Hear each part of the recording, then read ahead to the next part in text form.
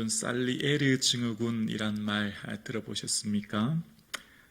주변에 나보다 잘난 사람 때문에 열등감, 시기, 질투심을 일컬어 나타나는 증상을 말해서 이 살리에르 증후군이라고 하는데요. 이탈리아 출신의 음악가인 안토니오 살리에르의 이름에서 유래되었다고 합니다. 살리에르에 대한 영화가 여러분 아시는 아마데우스라고 하는 영화에 소개되어 있죠. 살리에르와 모차르트에 대한 이야기가 이 영화에 등장하는데요. 비엔나 왕실궁중 음악가인 살리에르, 이미 많은 사람들로부터 그 실력이 인정받아 명성을 쌓고 있는 그는 어느 날 모차르트가 등장합니다. 혜성과 같이 등장한 모차르트. 많은 사람들이 모차르트에 열광하게 되고, 그래서 이 살리에르는 많은 사람들의 관심이 모차르트에게 가는 것을 보면서 어떻게 하면 모차르트를 망하게 할까, 이런 류의 생각을 하면서 이 시기심으로 인해서 자신과 모차르트를 비교하면서 이제 그 삶을 삽니다. 참 불행한 인생을 사는 거죠. 사실은 살리에르는 이 베토벤이나 슈베르트 같은 위대한 음악가의 스승이도 했고 뛰어난 음악가였는데, 이 모차르트에 대한 이 비교로 인한 시기심이 그의 삶을 무너뜨리기 시작한 겁니다. 그래서 이 살리에르는 마지막에 이 영화 대사에 이런 말을 했다고 하죠. 나는 모든 평범한 사람들의 대변자다. 모두에게는 비교하는 마음, 시기와 질투가 있어 라고 이야기합니다. 여러분, 그렇지 않습니까? 모든 사람들의 마음에는 시기와 질투가 있는 것이 사실이죠. 여러분, 많은 사람들이 모차르트라고 하는 이름을 기억하지만 살리에르라고 하는 이름은 거의 대부분 기억하지 못합니다.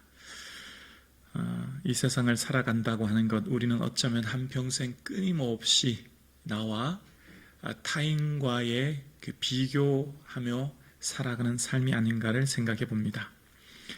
비교는 두 가지를 낳는다고 하지 않습니까? 비참과 교만이라고 합니다. 나보다 더 나은 사람을 보면 열등감으로 인해서 생긴 비참함, 또 나보다 못한 사람을 보면 그로부터 생기는 이 우월감으로 인한 교만이 우리 마음에 싹트기 시작한다고 하죠.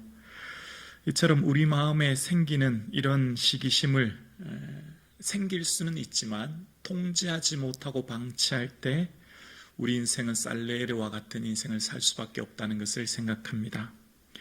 오늘 본문이 바로 그런 이야기로 사복음서를 맺습니다. 그러니까 어떤 사람과의 비교는 당연한 인간의 본성이라고 하는 것을 본문을 통해 깨닫게 되는데요. 이 비교의식을 어떻게 극복할 것인가에 대해서 오늘 본문은 우리에게 이 사명의식이 우리를 삶의 비교를 의식을 넘어서게 된다는 것을 알게 돼요. 여러분, 오늘 본문은 마태, 마가, 누가, 요한, 이렇게 사복음서의 마지막 결론 부분이에요. 예수님의 공생애를 기록한 그 복음서, 그리고 그 제자들이 예수님을 열심히 따랐던 삶에 대한 마지막 결론이고요. 그리고 이제 다음부터 시작되는 사도행전, 초대교회가 어떻게 시작되었고 또 초대교회가 어떻게 성장하게 되었는지에 대한 이야기를 하는 사도행전의 그 가교 역할을 하는 것이 오늘 본문이에요. 그래서 우리가 어떻게 주님을 따라야 하는가에 대한 내용이 사도행전에 시작되는데, 어떻게 주님을 따라야 하는지에 대한 그 초대교회 태동의 그 시작이 오늘 본문으로부터 이어지는데요. 오늘 본문의 내용이 어떤 내용이냐면 예수님께서 베드로에게 마지막 사명을 이제 부여하십니다. 그 사명이 뭐냐면 오늘 본문 18절에 나오는데요.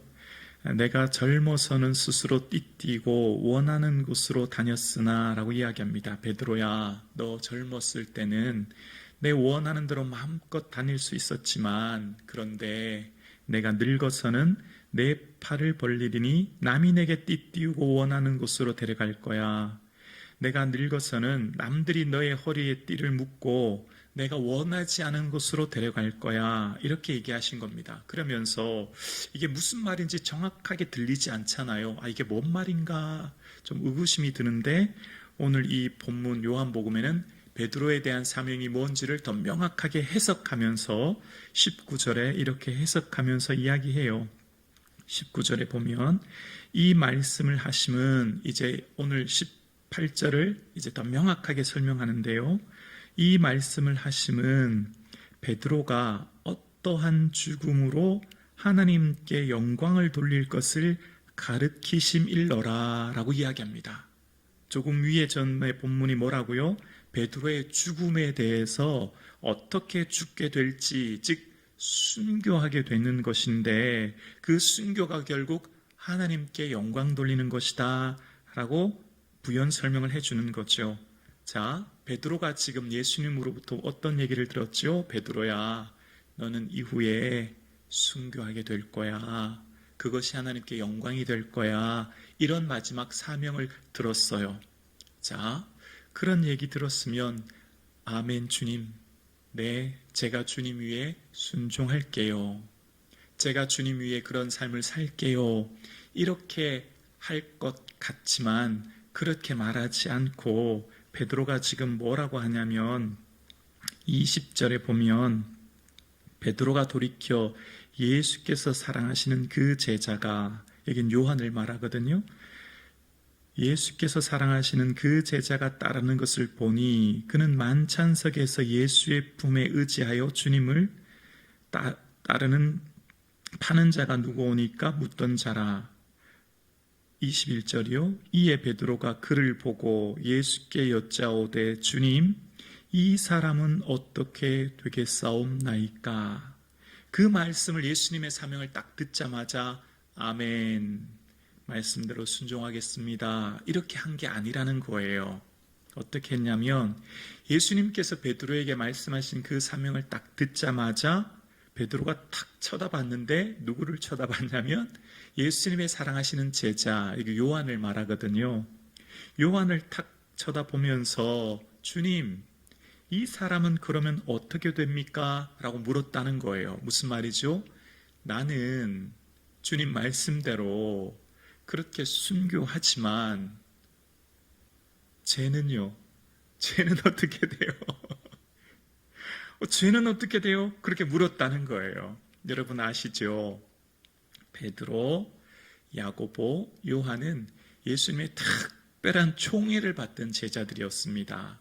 변화산이라든지 무슨 야이로 딸이라든지 특별한 현장에 이 세 명을 데리고 갔는데 야고보와 요한은 형제예요. 같은 형제고 이제 베드로가 있거든요. 그러니까 베드로하고 요한은 어쩌면 늘 이 경쟁 상대였던 것 같아요. 누가 더 주님의 총애를 받는가, 누가 더 주님의 사랑을 받는가, 아마 그런 마음이 늘 좀 있었던 것 같아요. 그러니까 베드로, 야고보, 요한 늘 예수님의 특별한 사랑을 받고 다니다가 나는 순교한다고 하니까 그럼 쟤도 요한도 순교해요? 이런 느낌으로 물었던 것 같아요. 그러니까 예수님이 뭐라고 말씀하시냐면 22절인데요. 22절에 보면 예수께서 이르시되 내가 올 때까지 그를 머물게 하고자 할지라도 내게 무슨 상관이냐, 너는 나를 따르라 하시더라. 베드로야, 내가 다시 올 때까지 요한은 그냥 이 땅에 머물게 해도 그게 너와 무슨 상관이야? 너와 아무 상관없다. 너는 나만 보고 나만 따르면 돼. 그렇게 말씀하셨다는 거예요. 그러니까 베드로가 예수님, 저는 왜 순교해야 되죠? 저도 요한처럼 오래 살면서 저도 요한처럼 그렇게 사역하고 싶은데요. 아마 그런 마음이 좀 있었던 것 같아요. 그런데 예수님께서는 베드로에게 뭐라고 하셨냐면 너는 주변의 다른 사람을 살피지 말고 다른 사람의 사명이 뭐든 거기에 관심 둘 거 없다는 거죠. 너는 누구요? 나만 보고 나만 따라야 돼. 그렇게 말씀하셨다는 겁니다. 여러분, 지금 베드로는요, 누구보다도 특별한 체험을 많이 했어요. 여러분, 아무도 경험하지 못한 체험을 베드로는 했잖아요. 바다 무리를 걸었어요. 엄청난 영적 경험 아닙니까? 또 베드로는 가족 중에 치유를 경험했어요. 베드로의 장모님이 막 열병이 나서 힘들 때 예수님이 고쳐주셨던 가족 중에 치유를 경험했잖아요. 그리고 베드로는 누구였죠? 예수님과 늘 3년 동안 공생애를 함께 하면서 이 산상수훈의 말씀도 충분히 들었어요. 말씀도 듣고 영적 체험도 했고 가족이 치유하는 것도 경험했죠. 그런데 그럼에도 불구하고 이 다른 사람과 나의 이 비교의식을 떨쳐버리는 것이 얼마나 어렵다는 것을 본문을 통해 깨닫게 돼요. 즉 이것은 우리의 당연한 본성이라는 것을 알게 되죠. 우리가 얼마나 이 세상을 살아갈 때 늘 우리의 인생에 하나님만 바라본다고 하지만 사실은 늘 내 옆에 사람, 내 늘 이웃, 그것도 멀리 있는 사람 바라보신 것이 아니고요. 늘 나랑 함께 있는 사람, 늘 가까이 있는 사람, 늘 나와 만나는 사람, 늘 나와 이야기하는 사람, 그 사람과 나를 늘 뭐 한다고요? 비교하게 된다라고 하는 것을 깨닫게 돼요. 그래서 이 비교가 얼마나 떨쳐버리기 어렵다는 것을 본문을 통해 알게 되죠. 예수님과 얼마나 깊은 교제를 나누고 영적 체험을 하고 능력을 경험해도 이것이 우리의 본성이 얼마나 떨쳐버리기 어렵다는 것을 알게 되죠. 그러면서 예수님께서는 베드로에게 어떠한 죽음으로서 하나님께 영광 돌릴 것을 말씀하신 그 순교를 말씀하셨지만 요한에게는 다른 사명이었지 않습니까? 요한이 십자가에 달린 예수님 앞에 섰을 때 예수님께서 보라 내 어머니라, 예수님의 육신의 어머니 마리아가 이제 요한 너의 어머니야 라고 하시면서 사명을 준 거예요. 그때부터 그 제자가 자기 집에 모셨다라고 이야기합니다. 요한의 사명은 뭐였죠? 예수님의 육신의 어머니 마리아를 잘 섬기고 잘 모셔서 육신의 어머니 마리아가 편안하게 이 땅에서의 삶을 살 수 있도록 하는 것이 사명이었죠. 그래서 네로 황제가 죽은 이후에 기원 후 68년경에 요한은 밤모섬에 유배되고 요한계시록을 기록합니다. 그리고 요한계시록을 기록한 후에 석방이 돼서 다시 에베소로 오게 돼요. 그리고 에베소에서 기록한 것이 바로 요한복음과 요한 1, 2, 3서입니다. 기원 후 98년경 그가 죽었다고 합니다. 90세가 넘게 트라얀 황제까지 살았다고 합니다. 모든 제자들은 당시 예루살렘이 멸망할 때 기원 후 70년경 다 순교했는데 유일하게 이 요한만은 살아남아서 이 예수님의 어머니 마리아를 모셨고, 특히 이 시대에 많은 교회들이 있었는데 그 시대 많은 교회들이 이제 이 사도들이 다 순교하고 사라진 지금 이단의 위협, 이단으로부터 교회가 어려움 당하고 또 교회가 아직 어린 교회들이 이 믿음을 지켜나가기 어려운 이 시대에 예수님의 제자인 요한이 예수님의 그 말씀을 직접 어린 교회에 전함으로 교회를 세워가게 하는 그 사명을 부여받아서 초대교회 어린 교회를 견고히 세워나가는 이단으로부터 방어하고 변증해서 막아내고 예수님의 말씀을 다시 한번 증거함으로 그 어린 초대교회를 세워가는 역할을 요한이 하게 된 것을 봅니다.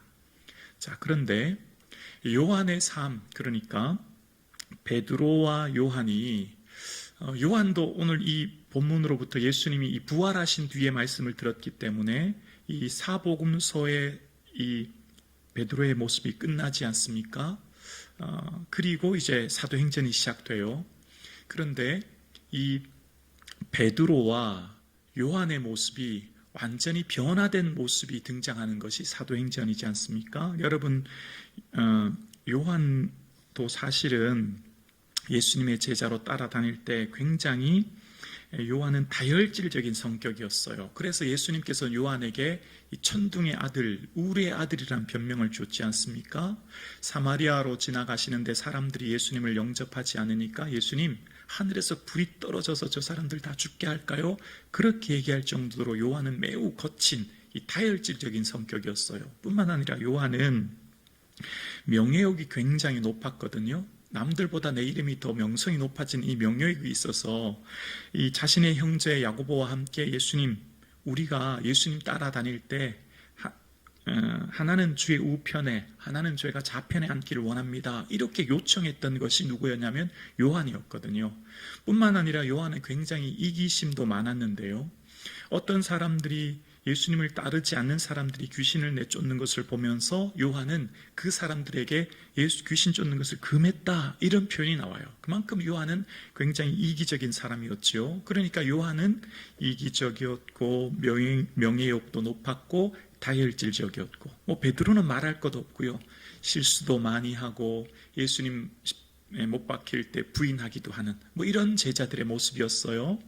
자, 그런데 이 베드로와 요한이 예수님의 사명을 수용하고 받아들이고 아멘하고 순종하는 것은 언제부터였냐면 바로 오순절날 성령의 충만한 은혜를 덧입은 이후에 그들의 삶이 변화된 겁니다. 그래서 필립 샤프라고 하는 사람의 이 사도적 기독교라고 하는 책을 보면 당시 라틴어 성경을 번역한 제롬은 요한의 노년에 대해서 기록하는데요. 이 요한이 90세 이상 오래 살았기 때문에 거동이 불편했지 않습니까? 그래서 제자들의 부축을 받아서 이제 강단에 서서 설교할 때 이렇게 설교했다는 겁니다. 자녀들이여 서로 사랑하세요. 자녀들이여 서로 사랑하세요. 이 말만 계속 여러 번 반복했다는 거예요. 여러분 사랑하세요. 이 말만 계속 반복하고 마지막쯤 가서 이것이 주님의 명령입니다. 이것만 지켜도 족합니다. 이렇게 설교했다는 거예요. 이 요한이 어떻게 이 사랑을 강조하게 되었고, 하나님은 뭐라고요? 사랑이시라. 누가 얘기한 거예요? 요한이요.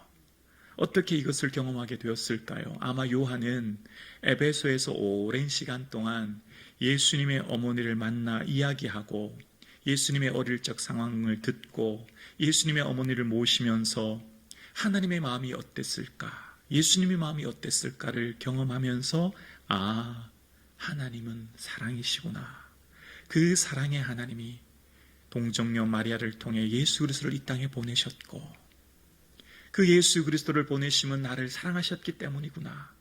이기적이고 명욕이 많고 남들보다도 탁월해야 생각했던 요한은 완전히 낮아지게 되고 사랑만이 최고의 가치인 것을 깨닫게 된 거죠. 그러면서 예수님의 그 사랑과 그 은혜는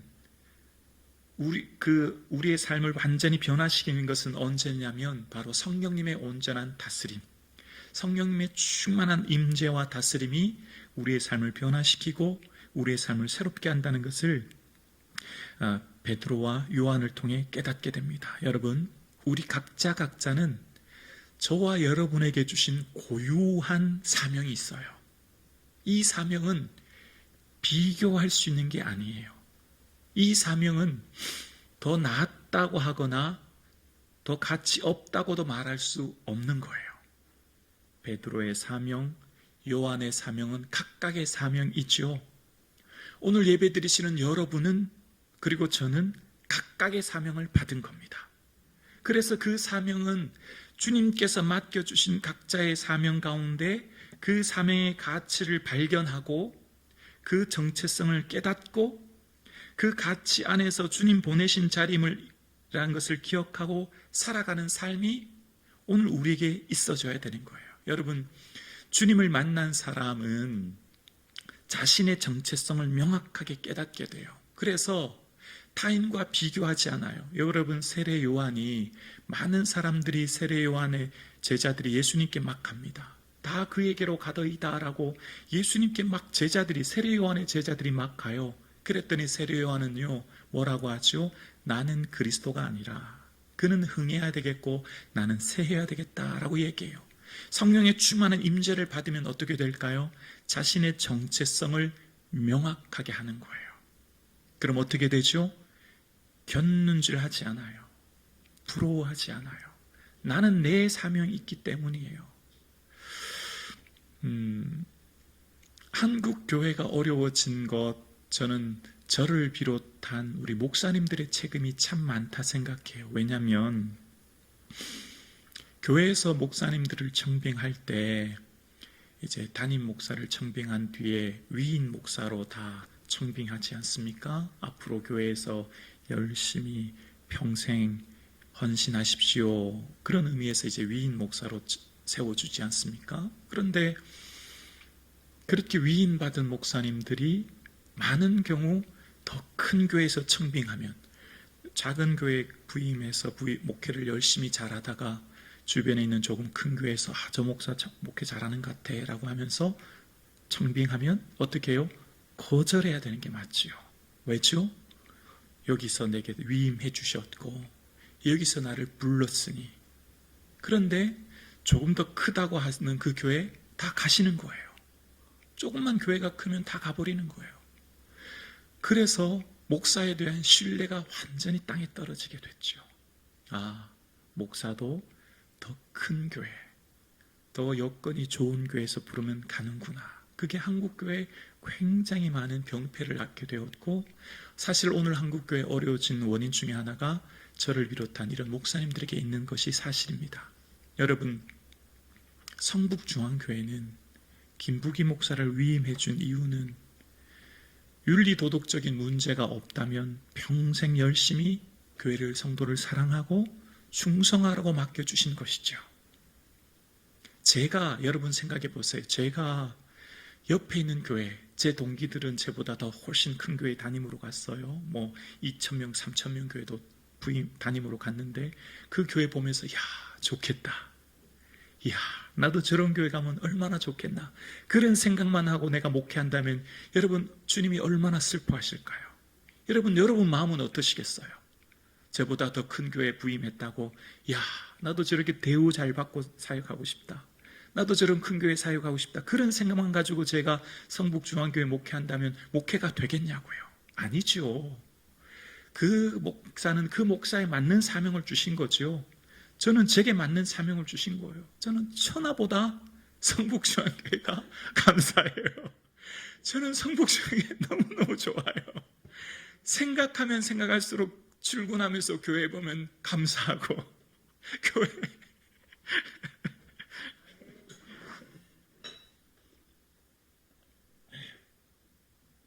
진짜예요. 성북중앙교회 우리 장로님들 생각하면 우리 장로님들은 제가 뭐라고 당해하면 장로님들 늘 목사님 기도하고 결정하셨으니 목사님 좋은 대로 하세요. 다 밀어주시고.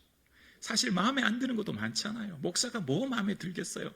장로님들 20년 30년 장로로 교회를 섬기셨는데 김부기 목사 마음에 안 드는 게 얼마나 많겠어요. 그런데도 다 그냥 밀어주는 거 왜 그럴까요? 목사님 열심히 하니까 교회를 더 잘되게 하기 위해 하신 거잖아요. 여러분은 여러분에게 맡겨주신 하나님의 사명이 있는 거예요. 지금 비록 내가 만난 남편, 내가 만난 아내, 내가 만난 자녀들 조금 어려울 수 있어요. 여러분, 내가 태어나고 싶어서 내가 만난 부모님 아니잖아요. 내 엄마 아빠 내가 만나고 싶어 만난 거 아니잖아요. 그런데 부모님이 노년에 연로하셔서 건강이 좀 어려우실 수도 있고 힘들 수도 있지만 나는 부모님 열심히 섬기는 거예요. 내가 만난 형제 자매 내 원해서 만난 거 아니잖아요. 설 명절이 되었습니다. 사실 기쁘고 감사한 것도 많지만 명절이 되면 참 마음이 어렵고 힘든 것도 있는 게 사실이에요. 어쩌면 다른 가족 바라보면서 저 가정은 이렇게 저렇게 좋은데, 저 가정은 저렇게 좋은 부모님 만나고 형제 자매도 좋은데 나는 왜 이런 가정을. 물론 우리 교회는 그런 성도님이 한 분도 안 계신 줄로 믿습니다. 여러분, 명절을 되면 마음이 힘들 때도 있는 게 사실이죠. 그러나 그게 내게 주신 사명이에요. 내게 주신 은혜예요. 베드로가 비록 순교하지만, 그래서 베드로가 그걸 받아들인 후에 내가 떠난 후에 이것을 생각나게 하려 함이라고 편지 쓰잖아요. 내가 떠난 후를 생각하는 거예요. 여러분, 하나님께서 저와 여러분에게는 꼭 맞는 은혜와 사명을 주셨고, 비록 내가 다른 사람과 비교할 때 내가 좀 못한 것 같지만, 그러나 그것에 최선을 다할 때 그것이 하나님의 영광이 될 줄로 믿습니다.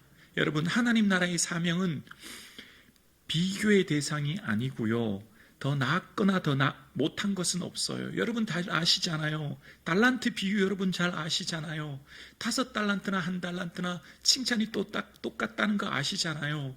우리는 우리가 맡겨준 삶의 자리를 충실히 살아가는 게 주님의 은혜이고 복인 겁니다.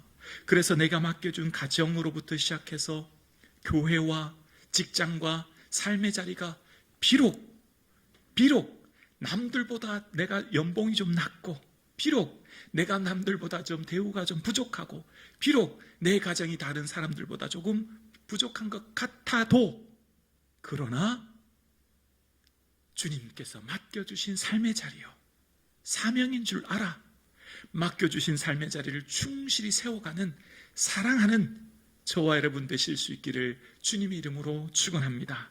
그렇습니다. 예수로 속이 꽉 찬 사람은 더 이상 견눈질하지 않아요.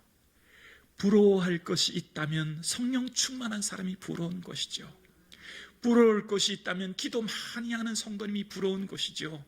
부러울 것이 있다면 나보다 더 열심을 내고 주를 사랑하고, 나보다 더 열심을 내어 주를 위해 헌신하는 사람이 부러운 것이죠. 이것이 우리의 부러움 대상 되어야 되지 않을까요?